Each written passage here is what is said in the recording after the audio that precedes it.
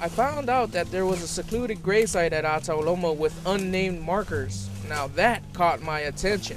Mr. Mickey's son offered to guide me there, so the next day we were off to the graves. Hello ladies and gentlemen, this is Zena. I'm back again. I'm right here at the gravesite of the Atauloma Girls School.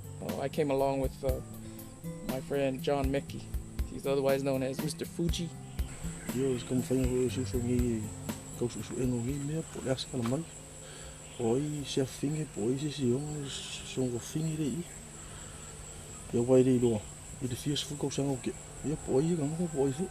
E pele mi rei lo. Pa wa mea kunga mau os kainga kunga mau me foi aso ha ia. Me la pasar ni fa ia la pa ma awe. Ni ode ala bo mai nga pu e ngi.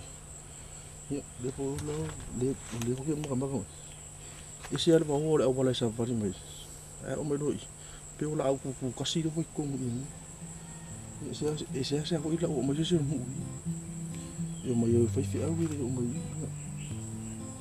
ya me ko ria ya do ko si na mai o ko no ria yo ko mau ya mar fios fu a fe is ko sanga yo ko ka no fa vai la ko mau wa yo am ko mai yo o mai ya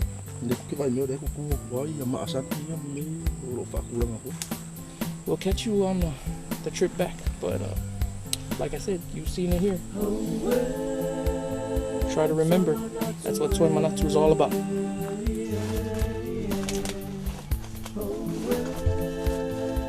Hello again, ladies and gentlemen. Now we're here at the main Atauloma school, and again, my friend John Mickey. We're both Afao villagers, in addition to all our other villagers, and we're here.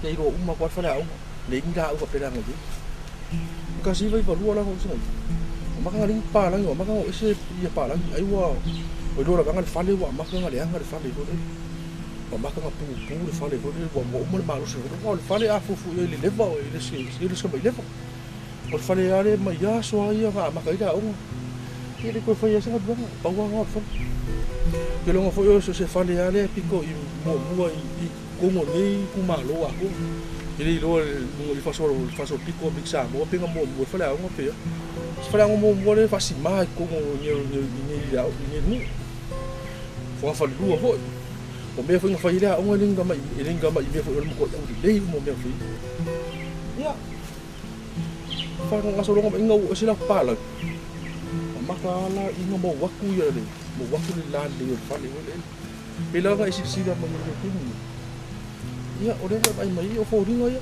wa maka ngale lo o fale fo ore ko fai se 5 ko ya mo fale ore se fele so ngale mu